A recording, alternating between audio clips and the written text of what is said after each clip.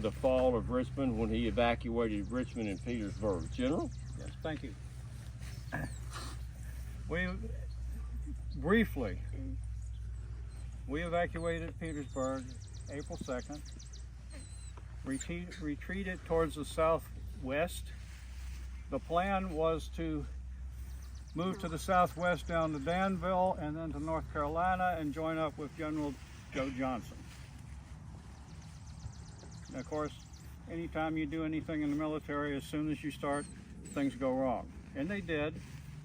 We were short of rations. The men were tired. They'd been in trenches for 9 months. We're working our way towards Amelia Courthouse.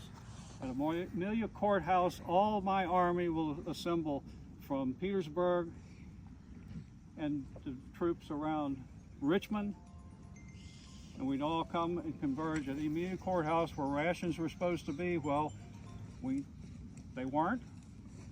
We lost a day waiting on the troops from Richmond. By the time we left Amelia Courthouse to follow the Danville-Richmond Railroad to the southwest, it was blocked by Sheridan, General Grant's troops. We had to move more straight to the west. Things went very badly wrong. Troops straggled. We were constantly being harassed by Union cavalry. The rear guard, which was the troops from Richmond, as you can imagine, or try to imagine, all these troops stretched out along these roads, and they got separated from the main body of the troops. They were attacked at an area of Sailor's Creek. I lost a quarter of my army, including my oldest son, Custis Lee, Major General Custis Lee. We pushed on to Farmville, where we had made arrangements for rations. There were rations there. As we're issuing the rations, General Grant's army's moving towards Farmville, engaging my rear guard already. We left there. We're still retreating to the west. We keep finding if we wanted to go to the southwest, we're being blocked by Union cavalry, Union troops. They're moving just about as fast as we are. We're marching at night. The men are exhausted. Many men are falling by the side of the road. Many people are wandering off into the woods trying to find something to eat. I'm essentially losing men every mile I march. Either exhaustion, they've given up, or they're just looking for something to eat. On April 7th, that night, I stopped in an area known as Blanton's Forge for that night.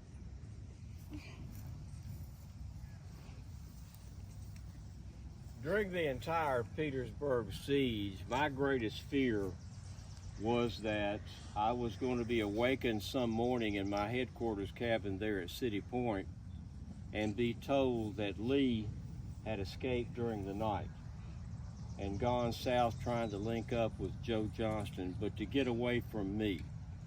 That didn't happen. Finally, we were able to cut off the railroads going into Petersburg, and Lee had to evacuate. On the 2nd of April, I met in Petersburg with President Lincoln, and we talked about what was going to be happening in the next few days and that I hoped it would be ended quickly.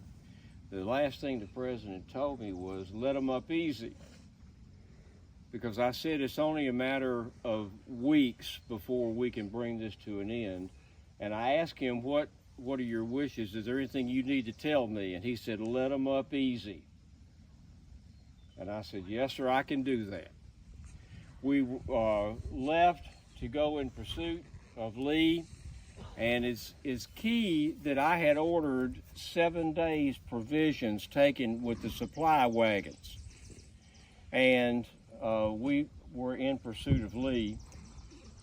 And I saw something in that next week that I had never seen before in my Army career. There were no stragglers. There was no one on the side of the road with his brogans off rubbing his feet. Nobody taking a nap. Nobody going into orchards nearby to get the 2 green fruit to eat. Every man was involved in the pursuit of the Army of Northern Virginia. No man wanted to be the last man killed, but no man wanted to miss being in at the end. We were at almost a trot at a run to catch up with Lee. He initially had a day's march on me. He stopped at, I believe, Dinwiddie Courthouse, Amelia Courthouse, and stopped the army and sent out foragers to try to get some food for his soldiers because they were starving. And I admired General Lee for that. He became General Lee the humanitarian instead of General Lee the military leader. He gave up an 8-hour lead on me to try to feed his troops. And he knew what he was losing, and it ultimately enabled me to catch up with him.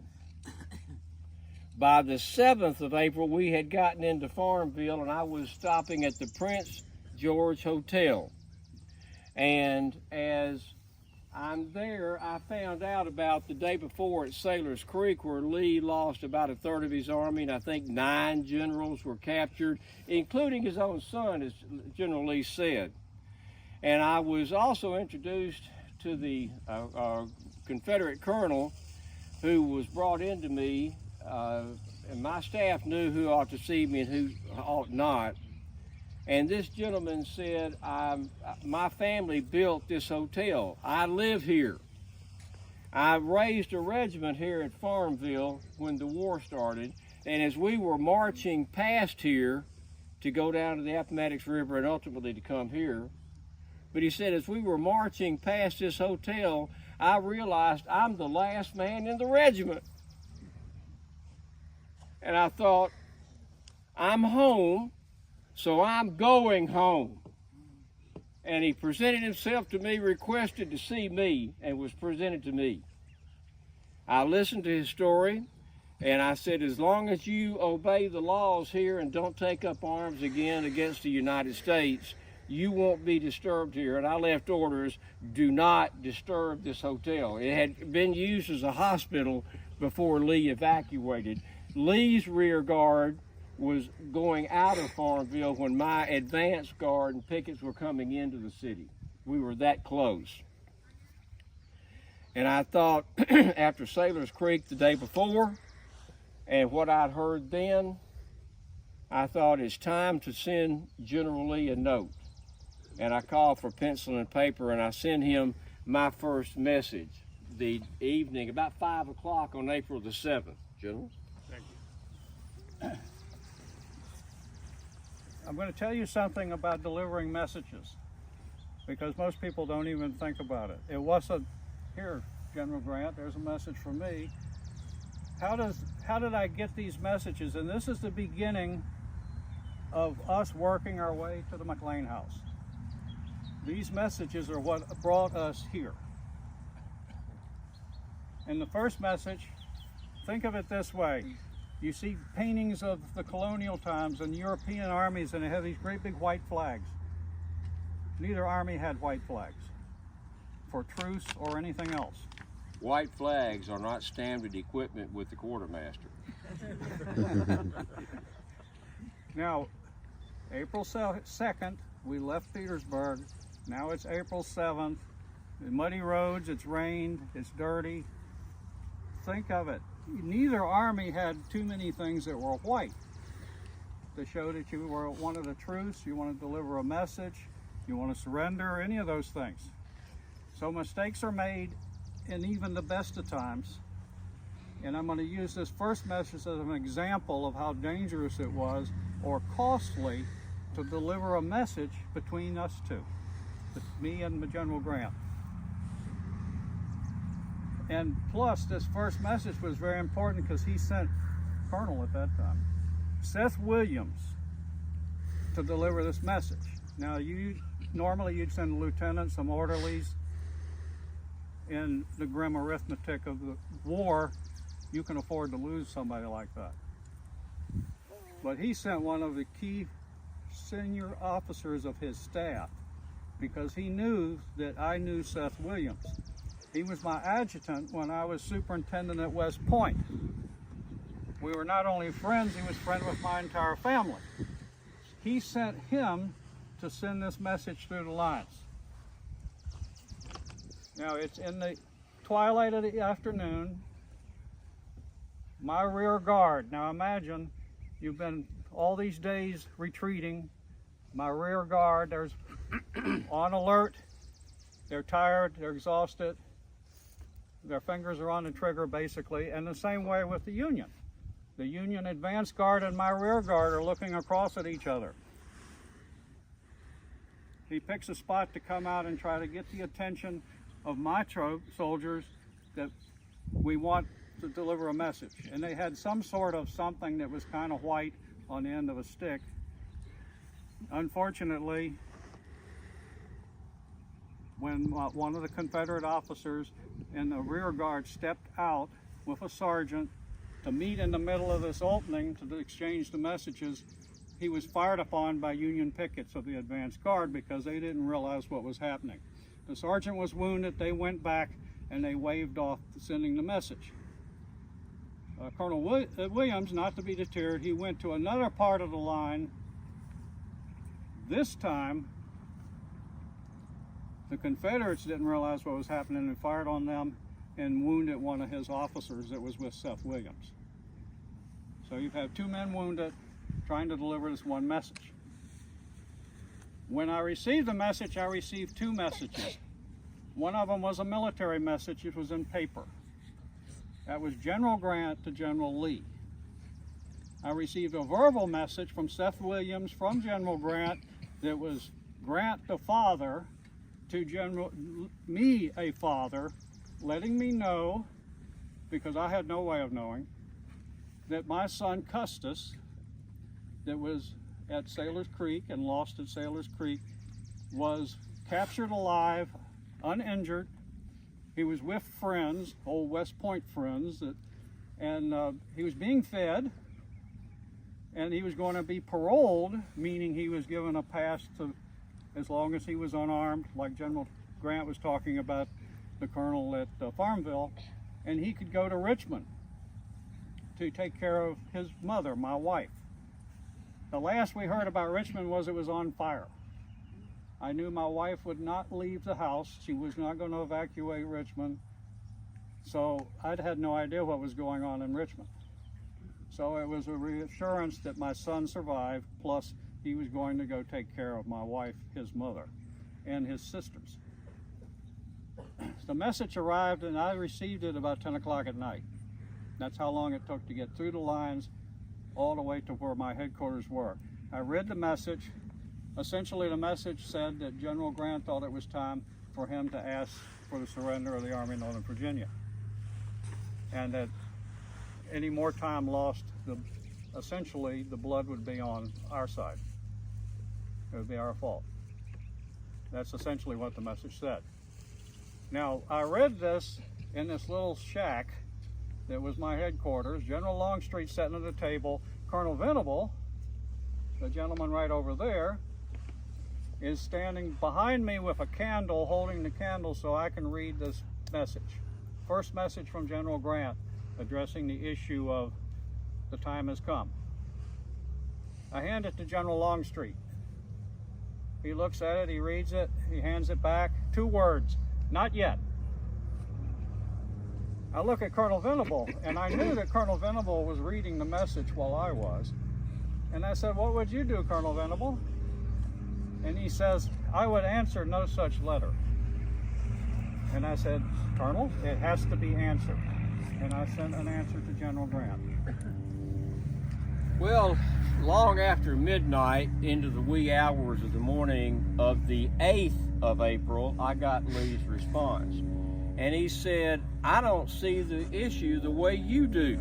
I don't think it's time to surrender. But now, since you brought it up, what would be your terms for the surrender? And I looked at that, and I was a little nonplussed with that, because I had extended the olive branch, and he could surrender with honor. But he comes back, then they don't call him the old gray fox for no reason.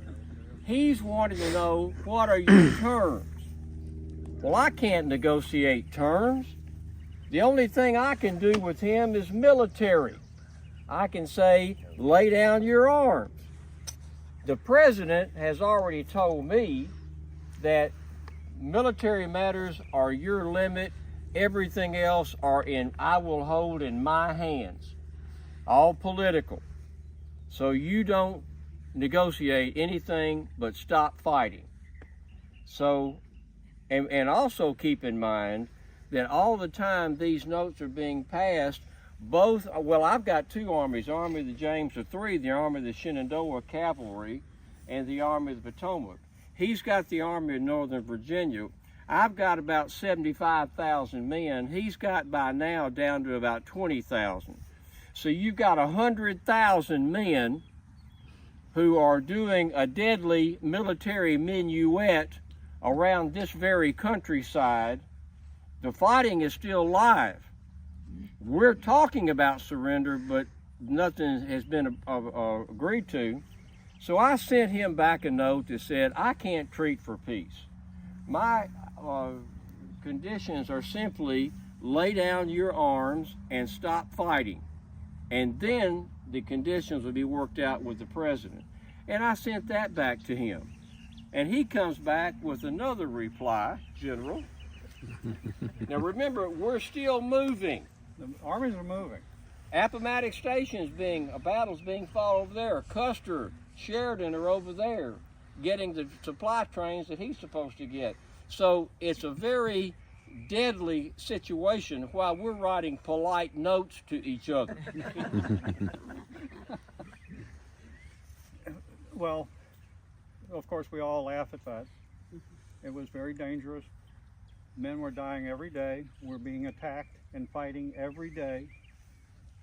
We're trying to get to Amelia Station because that's where train loads of rations are that came up from Danville. And my men, by this point, are very, very hungry. And they'd had half rations in Petersburg for months, so they were not in the best of condition anyway.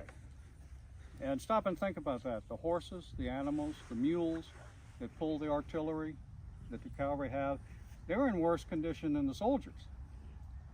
So when you think about my cavalry riding down the road, they couldn't do that for very long distances because the horses were in such sad shape. And if you love animals like I do, and like the Lee family does, and I know General Grant does, the retreat was scattered with dead and dying animals, dead and dying horses and mules. Artillery on the side of the road with the wheels cut up so they weren't any good, and the animals that were pulling it are all laying on the side of the road dead. They just couldn't go any further. At any rate, I'm on the road coming this way towards Appomattox. And I receive another message from General Grant. And remember what I told you about how dangerous it is. My rear guard misunderstood these orderlies that were bringing this message, and they shot and killed 2 of them. So when you think about the messages we're passing through, think about how expensive they were to get back and forth. Because we had 2 of his dead orderlies laying in the road, the stage road, until they realized what they were trying to do. The message essentially said what General Grant said. Now, I'm criticized not just by General Grant, by others. Why would I even ask what the terms are? The men that are here in the Army in Northern Virginia are following me. If General Lee's going here, they're going with General Lee. They look to me to take care of them. So I need to know what's going to happen to my soldiers. If I meet General Grant and surrender my army, are all my soldiers going to be packed off to prison camp?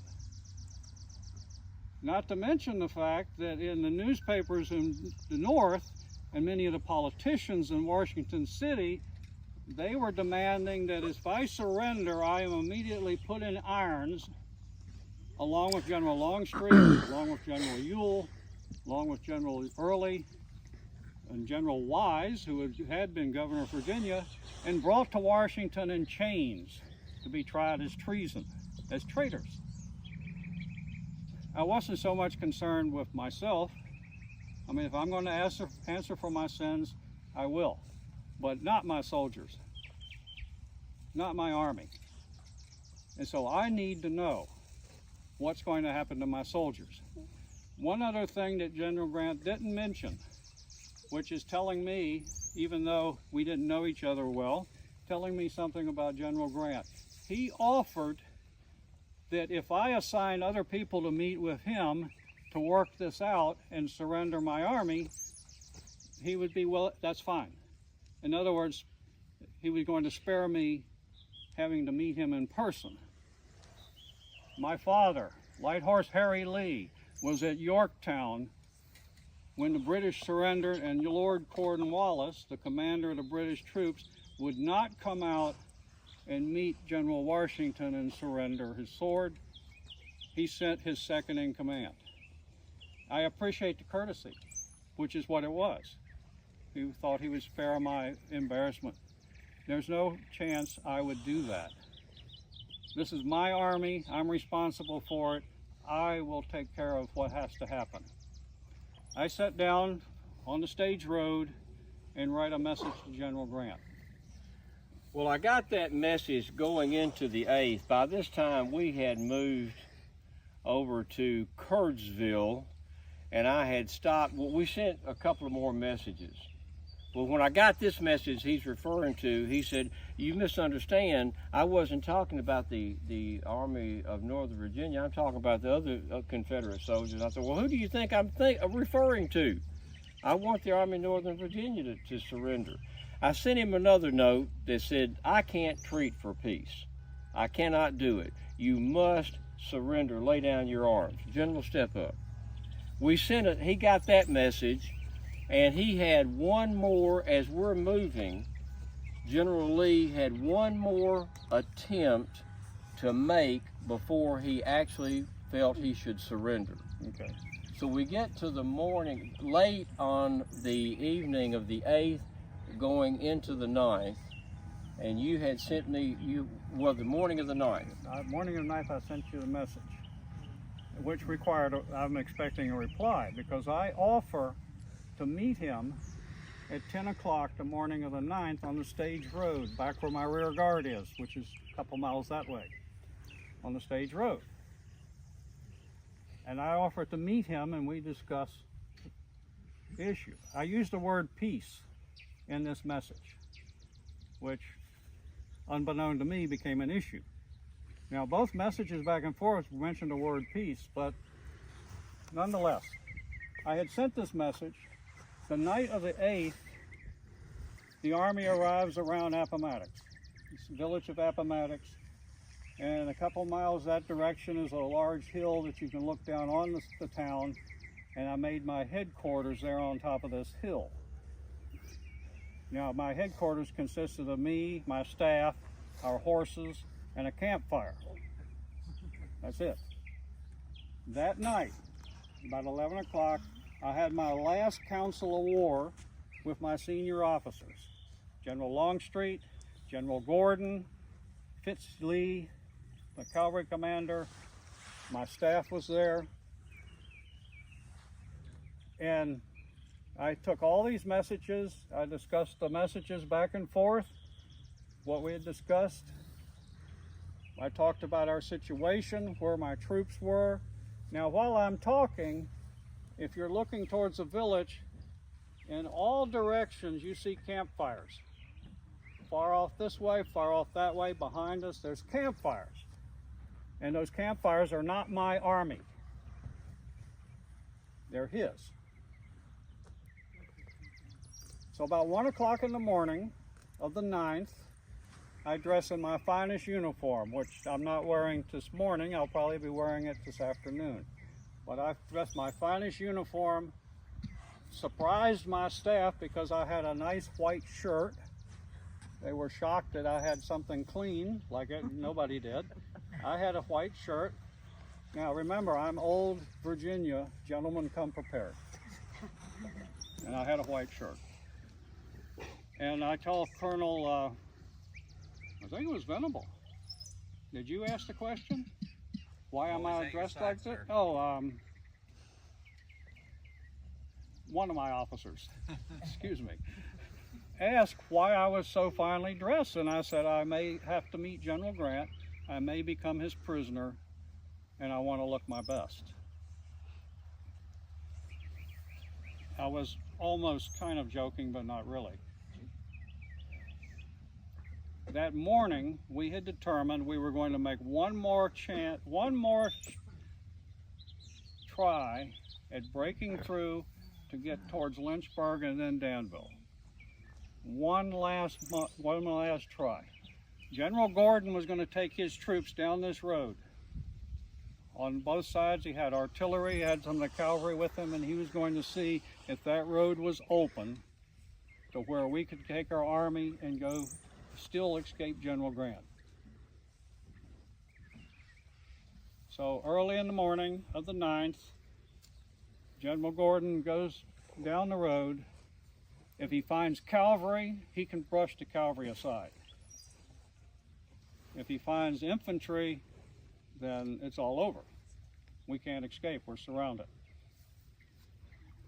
When General Gordon goes, I'll have to admit to you that I was pretty well convinced that this is not going to be successful, but we have to try it. I should also mention to you, I was ordered by President Davis to fight to the last man. Well, what do you think that means? Does that mean that my entire army is destroyed here on these fields? To me, or I had made up my mind that to me, the last man whose life lost means something, that it accomplishes something. It's worth losing that life. I'm not going to just waste my manpower. I'm not going to waste my army. So the last chance was General Gordon down this road. It failed. When I got word from General Gordon it had failed, I said, well, now I have to go meet General Grant, and I would rather die 1,000 deaths. It also meant that when I meet General Grant at 10 o'clock the morning of the 9th, I am ready to surrender my army. And I go to my rear guard back there through Longstreet's troops with something white to let them know. I get to the end of the rear guard, I pass through the pickets. There's Union skirmishers coming forward. They're moving towards us.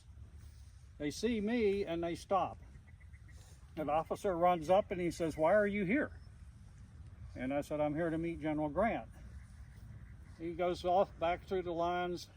The word comes up that General Grant, they don't know where he is and he's not going to meet me. And that's when I am also received the message that General Grant sent me answering my message of April 8th.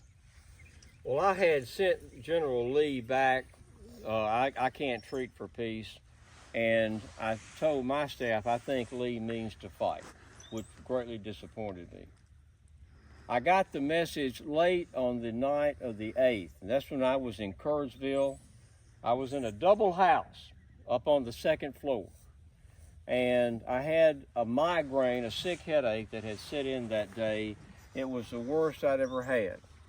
My surgeon wanted me to go back to Washington City. He was in fear for my life, and I said, well, I'm not going back to Washington City. And I was upstairs pacing back and forth trying to stop the pain. Some officer downstairs, they had a piano in the parlor. They were a well-to-do family, and I called it a piano because the way this fellow was banging on that keyboard, and they were all lustily singing songs, and my aide, Rawlins, says, do you want me to go downstairs and tell him to stop? And I said, no, they're just letting off steam and relaxing a little bit, and him stopping the playing, and I'm tone deaf. All music is just noise to me, and I've got a sick headache, the worst I've ever had. Stopping the piano playing is not going to help my headache. I got the note from Lee to meet him at 10 o'clock the next morning, the morning of the 9th, to talk, and I said, well, I'm not going to do that. I'll answer that in the morning. I tried to get some rest I had mustard plasters on both wrists. I had my feet in a pot of hot water and mustard plasters, a mustard plaster on the back of my neck, and I will tell you they do not work. And men downstairs wrote letters and diaries, and they said they could hear me upstairs saying, I can't stand the pain. So I'm pacing. I tried to get some rest and could not. About 4 o'clock in the morning, I went outside and called for Cincinnati. He's a big fella, about almost 18 hands. And I thought maybe riding in the early morning, the pre-dawn air will help the headache. So that's why you see me as you do this moment. No spurs, no hat cords, just a private's blouse with only shoulder straps to indicate my rank to the Army. And I was riding Cincinnati about that farmhouse trying to get the headache to stop. It did not. Meade comes over and gets me. His headquarters was off a few hundred yards. I got some coffee and sat down and wrote Lee a response to his note and said, meeting you today at 10 o'clock between the lines will do no good. I cannot meet you. And I'm also hearing something about an attack going on around Appomattox Station around here. I knew Lee was going to fight until he could fight no longer.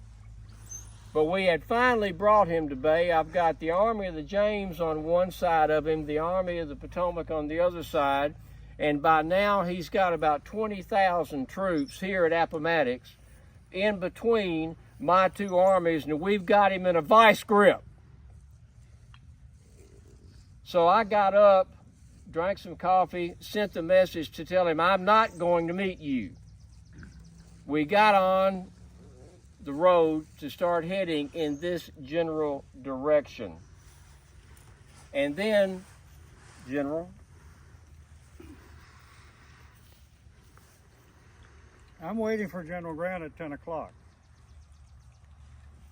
I receive a message through, and it was General Meade, the troops that I was in front of. And I get a message that they've been ordered to attack. They can't stop the attack. They're going to follow their orders. And I send the message I'm sending to General Grant in answer of his, because they had sent that through the lines. And I looked at it, and he tells me he's not going to meet me at 10 o'clock. I'm there to surrender the Army, 10 o'clock in the morning. Now that I've made the decision, like anyone, I want to get it done. I want it over with. And General Grant will explain to you in a minute why both of us want it over with. So I wad it up and I throw it down at Colonel Taylor, who brought the message. in a rare display of temper. Frustration. Because like I said, if we're going to do this, let's do it now and be done. And that way I know what's going to happen to my men. So I write to General Meade, send him a message, and I said, we need a truce. I want to meet General Grant. I want to surrender the Army. He writes back, we go back and forth. He finally says, okay, I'll give you a 1-hour truce so we can find General Grant, because Meade didn't know where he was. So then he suggests making copies of my reply to him, using the word surrender first time, and send it through various parts of the line to see if we can get it to General Grant so we can get this done. So I have a 1-hour truce. I dictate the message to Colonel Marshall right over there, send the letter to General Meade, and then send copies of it. Colonel Taylor and Sergeant Tucker and a number of other officers were all going in different directions to try and deliver this message to get it to General Grant. At that time, the skirmishers, and they've still been moving forward a little bit at a time, the officer of the skirmishers comes up and, well, not very politely, says we need to leave. And consider what I told you about delivering messages and how anxious and on the edge the troops are. I would like to think he was concerned about somebody just shooting me just because there I am. So we left. We came down to an apple orchard to await the reply from General Grant. Some of the officers had set up some blankets and some fence rails by one of the apple trees so I could rest. I had not had any sleep to speak of since we left Petersburg. April 12th, April 2nd to April 9th. I've been awake. So, and very little food of any to speak of. So I sat down and actually went to sleep, of course, waiting answer from General Grant. Let me draw the picture for you. On the 5th of April, Phil Sheridan sends me a note that said, "I wish you were here with me." Now, General Meade, who is the commander of the Army of the Potomac, and I am criticized that General Meade was not here in the house for the surrender, that I left him. I did not. He had been hit with an attack of dysentery and was in fact riding in an Army ambulance. He wasn't there to converse with Lee, they conversed with messages. He's already abed in an Army ambulance. From the 2nd through the 5th, we're on the move. Sheridan sent me the note on the 5th, "I wish you were here with me." That's all it took for me. I told General Meade what I was going to do, and we rode for the next 2 hours, a staff of 12 and myself, in the dark. And mind you, we were very concerned, particularly my staff, because riding at night through this territory with these armies, you know, we've already had Stonewall Jackson killed by his own men. Longstreet was shot and nearly killed by his own men. We feared, or my staff did, as well as I, that we'd be shot by our own men. But we got to Sheridan about 10:30 the night of the 5th. So all day on the 6th, the 7th, and the 8th, I'm with Phil Sheridan or close to him. That's why General Meade was not with me here at the house. That is also why I am dressed as I'm dressed. Now, we had started out from Courageville on the Lynchburg-Richmond Road, my staff, the morning of the 9th.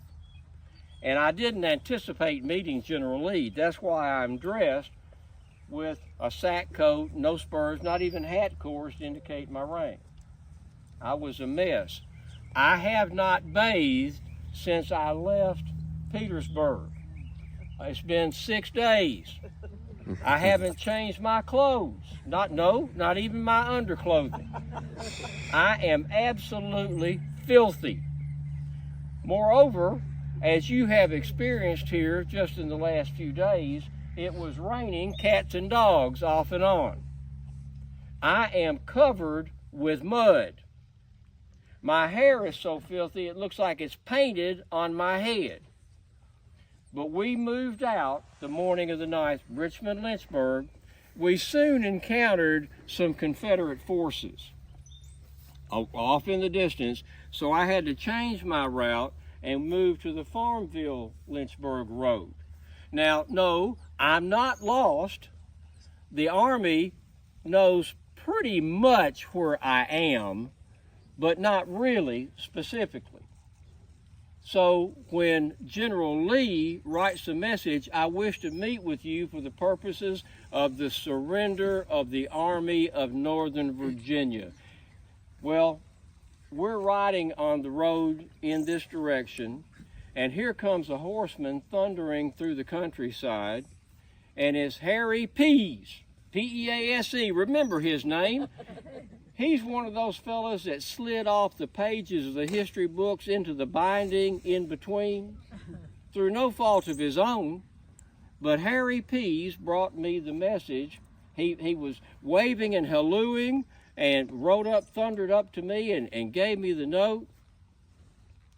And I looked at him, because he had forgotten himself. And he realized the gravity of the moment, because I had my Grimsley saddle, which is a high front saddle, resting my hands on the saddle just looking at him. And he gave me the note. he calmed down. And it was a note, I want to meet you for the purpose of the surrender of this army. The first time he's used the word surrender, my headache immediately went away.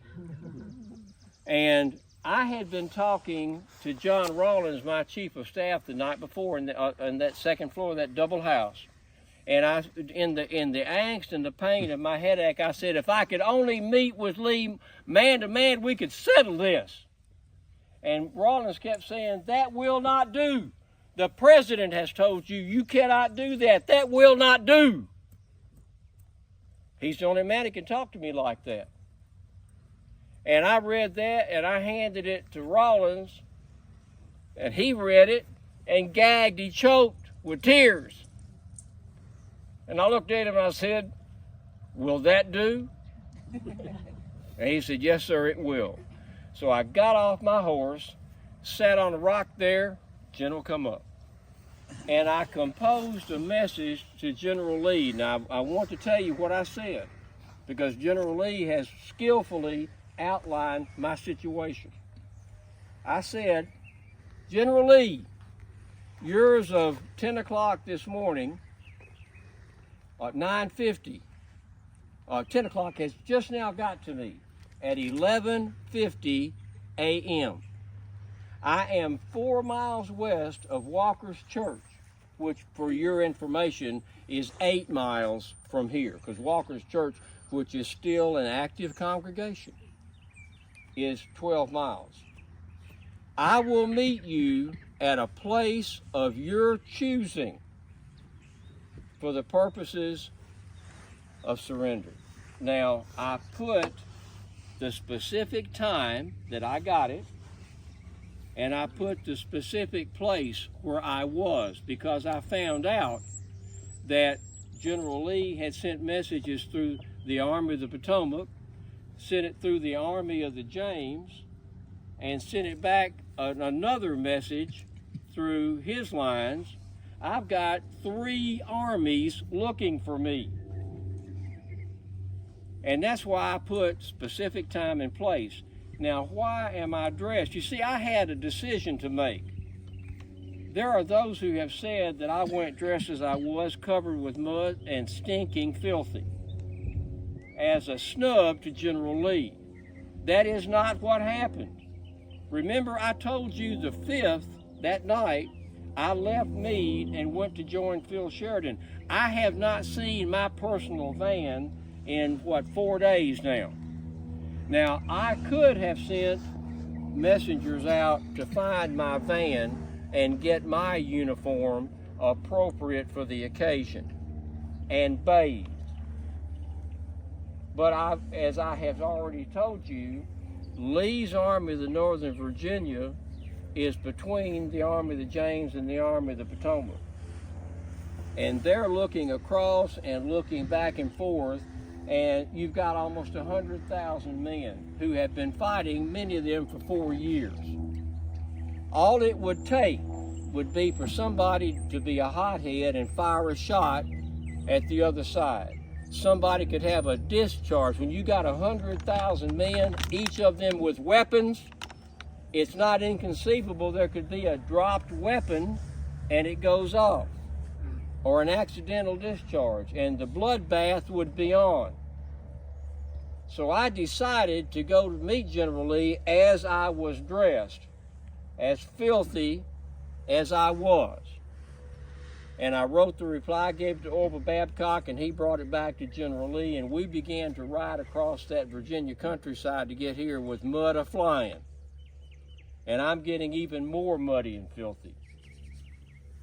Thank you. I should mention that both armies were in the same physical condition as General Grant described, some many times worse. I received this message at the apple orchard from Colonel Babcock, as he mentions. General Grant extends me another tremendous courtesy, which he didn't have to do. And that was, I'm the one that's going to surrender, and he's allowing me to select where this is going to take place. Where is it going to happen? That's not what normally happens in the military. So he is going to give me the courtesy. He's going to come to where I say we're going to meet. I'm at the apple orchard. Colonel Babcock is there with his staff, with several orderlies, and we're going to determine, okay, where are we going to meet? I take Colonel Taylor and Colonel, where is he? No, Colonel Marshall? Colonel Marshall. And Colonel Babcock, I think, went along to go into the little village of Appomattox and find a suitable place to meet General Grant and sit down and work out the terms, such as they may be. They meet an interesting man right in the middle of the road down by the courthouse, a Mr. McLean, Wilmer McLean. And I'm sure sometime today you're going to learn about him. He was a farmer at Manassas at the First Battle of Bull Run. He moved here to Appomattox, and here he is standing out in the middle of the road. And they ask, Colonel Marshall asked him, well, where can we have a meeting? And he tells him what's the purpose of. He shows them the Clover Inn, which is where they're printing they have the printing presses now. It's empty. There's nothing there. It's just a building. In fact, his description was it's a derelict building. And he tells Mr. McLean, that's not going to work. This is not suitable. He brings them over to this house, his house, and shows them the parlor. And they said, that's as suitable. And Colonel Babcock sends a messenger to find General Grant, go to General Grant and let him know where we're going to meet in this house. And Colonel Babcock is going to accompany me up to the McLean house. I turn to Colonel Taylor and ask him, I tell him, you will come with me. And Colonel Taylor declines. Now, he had, to me, a reasonable reason not to come up here. He had been up all night delivering messages, writing messages, taking them to the different troops. Once we went to meet General Grant at 10 o'clock, he's off with other officers to deliver messages through the lines to try and get to General Grant. So his, I won't say excuse, his reason for not accompanying me was that he was exhausted. I turned to Colonel Marshall, which was my secretary, and I said, Colonel Marshall, you will accompany me. So the three of us, Colonel Babcock, Colonel Marshall, and myself, come to the McLean house and go into the parlor to await General Grant. We got here in relatively short order, and up at the end of this road there's a knoll. Sheridan was up there with his staff, and I rode up and greeted Sheridan, and I said, where is he? And Sheridan said, he pointed down that road, he said, he's in that house right yonder waiting to meet you. And I said, well, let's be about business and meet him. And we rode down this lane, went in that yard, and I walked up those, at that time it was 7 steps, up those 7 steps into the parlor. Now, as I walked up the steps, I reflected for just a moment, and I thought how filthy I was and how dirty I was. Not appropriate for meeting with General Lee for his surrender, but after that I thought no more of it. Now we went in the parlor. Now you see some pictures of my staff. There were never that many of them in the room with me at the same time. Now they rotated in and out, because each man knew the import of what was happening, and they wanted to be in the room for a few minutes. But I walked in, General Lee was waiting. He stood up, walked across, shook hands with me, and greeted me. And I reflected that it was the only time that the headquarters of the Army in Northern Virginia and the Army of the Potomac were in the same room at the same time.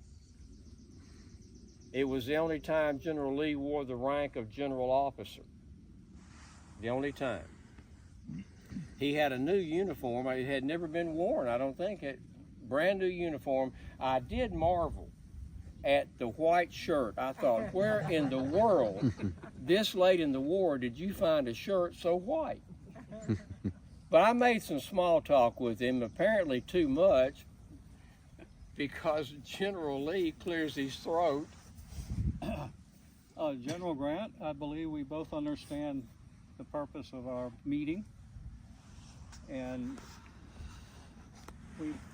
I asked him to write down the terms of the surrender. I said, I believe we should put it in writing. And General Grant, we had done small talk, and he mentioned that I had met him at the Mexican War, which I did for a very brief moment. And I told him I remember meeting him. I could not recall what he looked like. He was a junior lieutenant. I'm a captain on General Winfield Scott's staff. So, in all the time in between, I did remember meeting him for a moment. Well, I reminded him that I didn't have a beard at the time we met. I had grown a beard in Mexico, but I was beardless at the time that we met. And he really chewed me out. Politely. He was Captain Lee, Brevet Colonel. He was already the great Robert E. Lee in the old Army, and I was a junior brevet first lieutenant by then. Yeah, first lieutenant. But I was not dressed appropriately, and he chewed me out good about not being appropriately dressed. And as I walked in that parlor, I thought, well, here I am again. And I look even worse. But I called for pencil and paper, and I wrote out the terms. My terms that I wrote to General Lee were only 188 words. And there you can get copies of them. I believe they're available here. But the first couple of, I think there are 4 paragraphs. The first 3 paragraphs are short, meet some of my officers, meet some of your officers, and work out paroles. The last couple of sentences were what's important. When I said your men are to be paroled and return to their several homes, and if they will not take up arms again against the United States and obey the laws where they live, they will not be disturbed. Now think about that. Never been a civil war in history. Search your military history. Never been a civil war in history where the losing army simply goes home. Nobody went to prison camps. Nobody was locked up. Nobody was hanged. Just go home. And it's over. Now, in the talking that we had, General Lee brought up the issue of horses. I had said officers may keep their horses and their sidearms, and I'll explain the importance of that. But I said officers may keep their horses and sidearms. General Lee, in reviewing my terms, said, this will have the most happy effect on my Army, and will also aid in reconciliation.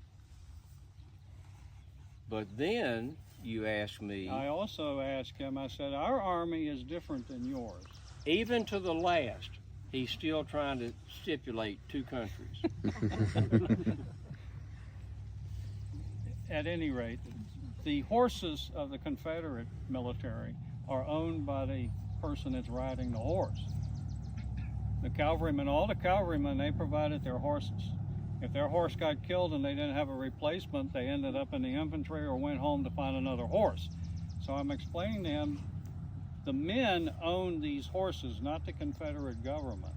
In his terms, and in the terms that are worked out between the officers appointed by him and by me, government, anything belongs to the government is surrendered, turned over to the Union Army. But all my soldiers that have, like the artillerymen and the cavalrymen, they own, those are their horses, their animals. So it's not in the terms. I said, I'm reading this, it's not in the terms. So he asked me, would you put this in the terms, that whoever owns the horse, artillerymen, the cavalrymen, the teamsters pulling the wagons can keep their horses. And I said, no, sir, I will not. He reddened, neck up. I thought I had offended him, which was not my intent. You see, I've already stressed 188 words. I knew that politicians until the last day were going to be talking about what he really meant, or different interpretations of what I was saying in the terms. No, sir. No, sir. There is no different interpretation of what I wrote in those surrender terms to Robert E. Lee than exactly what is written on that page. I practice the utmost economy of verbiage. Don't say anything you don't have to. So I wasn't going to add anything about men keeping their horses. I did say, though, that all the man has to say is tell our federal officers he's my horse, and that's all it takes. They don't have to prove anything. He's my animal, and he will be allowed to take the horse. So that's how we address that. I told him that would have a very happy effect on my army also. And remember what I told you about our horses and mules and their condition? General Grant said that they have no use for them anyway. We didn't want them. I told him I appreciated his courtesy to do that. I never questioned why he didn't have it in the rights, and I didn't want to know other than in the terms verbally is that they could take their horses home with them or their mules. Now it comes time to write this up officially. And I know you've seen, or you imagine that I'm standing at a table signing these terms, big surrender terms, and I go over and sign them. That's not how it worked. It was more like a contract, almost like businessmen. Here's his terms of the surrender, and I have Colonel Marshall write a letter that says I accept these terms, I agree to it. I signed that letter, General Grant signed his terms, and we exchanged those letters. Something interesting about that, which is, it's not well known, but it's very symbolic, is that General Grant, tell him who was going to write this. A fellow named Ted Bowers was going to write the terms out in ink, and because he had a nice handwriting, and his hand was shaking so badly. He knew what he was writing. He knew the import, and his hand was shaking so badly. He said, I can't write this. So I turned and gave it to Ely Parker, who was a colonel on my staff, a full-blooded Seneca chieftain, and who was also an attorney and an engineer. And I knew that Ely Parker had a very fine hand. So I said, give it to Parker, and he will write the terms. But then Parker comes to me and says, General, we're embarrassed. We don't have any ink. So I turned to General Lee and I said, we don't have any ink to write the terms. And I turned to Colonel Marshall, who produces a bottle of ink. As any good secretary in the Army, he carries a portable, what they call a field inkwell of rosewood. Have you your inkwell, Colonel? I do. I will venture to get it out of here. He has an original, not the one that was here, but one just like Colonel Marshall had. And I know. Ely Parker didn't give it back, did he? Watch him. But he produces the powder. He produces the inkwell, almost. As we are waiting for him to produce the inkwell. There it is.